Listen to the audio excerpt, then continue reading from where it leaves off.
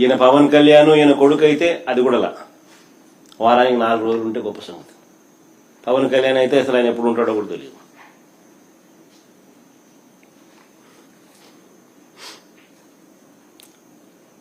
ప్రత్యేకంగా ఒక్కొక్కరికి ఒక్కొక్క విమానం, షటిల్ సర్వీస్,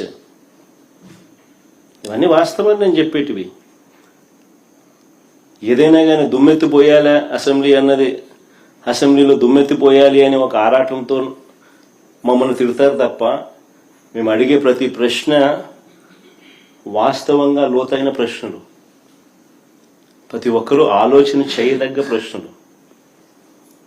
ఫేర్గా నిజంగా ఈ సబ్జెక్ట్ మీద మాట్లాడదాం, ఫేర్గా ఈ సబ్జెక్ట్ను ప్రస్తావిద్దాం.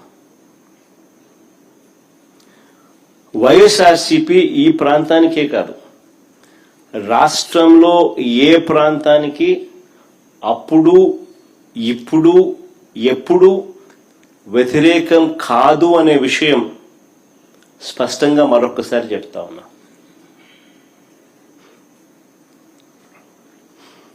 కొన్ని వాస్తవమైన విషయాలు మీ ద్వారా ప్రజల ముందు, ఈ ప్రెస్ కాన్ఫరెన్స్ ద్వారా ప్రజల ముందుకు తీసుకుని పోయే ప్రయత్నం చేస్తా ఉన్నాం.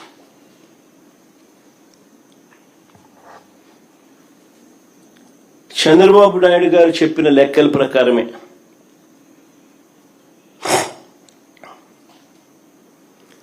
తానంతటి తానే కేంద్రానికి, తానంతటి తానే బ్యాంకులకు వాళ్ళు సబ్మిట్ చేసిన డిపిఆర్ రిపోర్ట్ల ప్రకారమే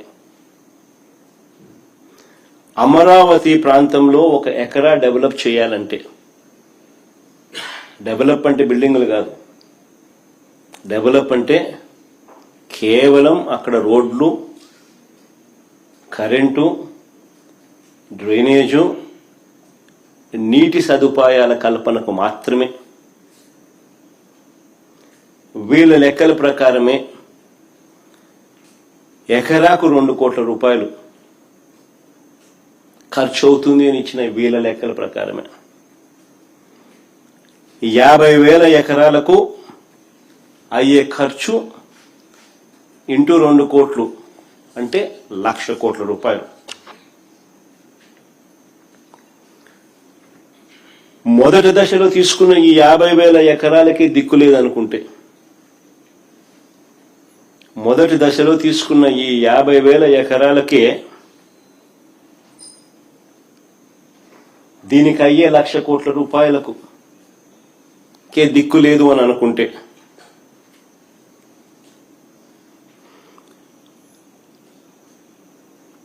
బేసిక్ ఇన్ఫ్రాస్ట్రక్చర్కు మాత్రమే నేను చెప్తా ఉన్నా.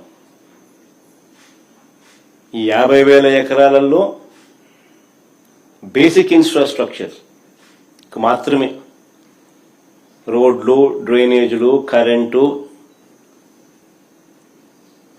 నీళ్లు, ఇటువంటి బేసిక్ ఇన్ఫ్రాస్ట్రక్చర్కి అయ్యే ఖర్చు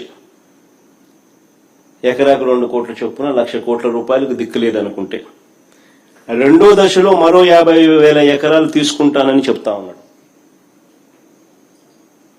అందులో సుమారు 20,000 ఎకరాలకు ఇప్పటికే నోటిఫికేషన్ కూడా ఇచ్చేశాడు. రెండో దశకు సంబంధించి రెండో దశలో 50,000 ఎకరాలకు గాను 20,000 ఎకరాలకు ఇప్పటికే నోటిఫికేషన్ కూడా ఇచ్చేశాడు. ఈ లెక్కన రాజధానిలో 1,00,000 ఎకరాలలో, వెరీ ఇంపార్టెంట్ పాయింట్, ఈ లెక్కన రాజధానిలో 1,00,000 ఎకరాల్లో తీసుకున్న 1,00,000 ఎకరాలలో కేవలం రోడ్లు వేయడానికి, కేవలం కరెంట్ ఇవ్వడానికి, కేవలం నీళ్ళు ఇవ్వడానికి,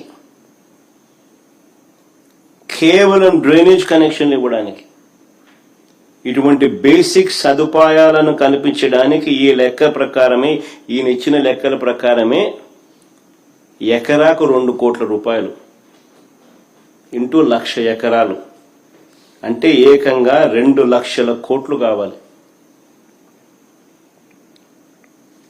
చాలా చాలా ఇంపార్టెంట్ పాయింట్. భవిష్యత్తులో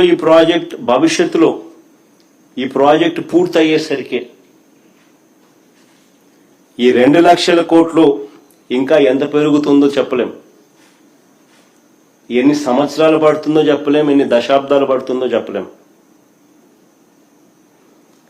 ఈ సంవత్సరాలలో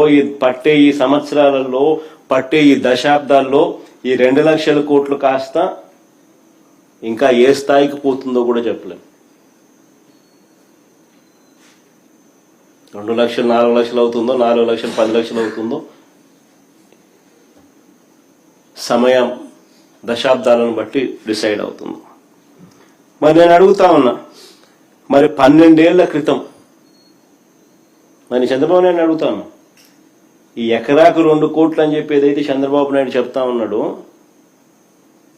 ఈ బేసిక్ ఇన్ఫ్రాస్ట్రక్చర్ ప్రొవైడ్ చేయడానికి కోసం అయ్యే ఖర్చు, ఇది కూడా 12 ఏళ్ల క్రితం 2014లో ఈయన ఇచ్చిన లెక్కలు.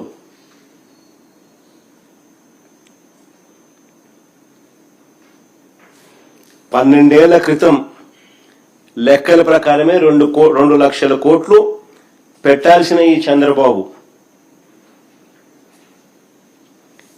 విడిపోయిన రాష్ట్రానికి 7 ఏళ్లు ముఖ్యమంత్రిగా ఉన్న ఈ చంద్రబాబు ఇప్పటి వరకు ఎంత పెట్టాడని అడుగుతా ఉన్నా.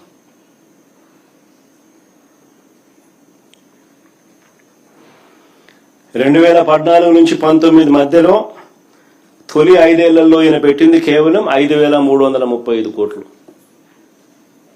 2014 నుంచి 2019 మధ్యలో తొలి 5 ఏళ్లలో ఈయన పెట్టిన ఖర్చు 5,335 కోట్లు, 2 లక్షల కోట్లకు గాను. అవి కూడా అప్పుల ద్వారా తెచ్చినవే. ఈ 2 ఏళ్లలో కూడా ఎంత పెట్టారని చూస్తే, ఇప్పుడు మళ్ళీ సెకండ్ టర్మ్ మళ్ళీ ఆయన ముఖ్యమంత్రిగా ఆయన ఈ 2 ఏళ్లలో కూడా ఎంత పెట్టారని చూస్తే, నాకున్న సమాచారం ప్రకారం చంద్రబాబు నాయుడు గారు అమరావతి కోసం ప్రస్తుతానికి చేసిన గ్రాస్ కమిటెడ్ అప్పులు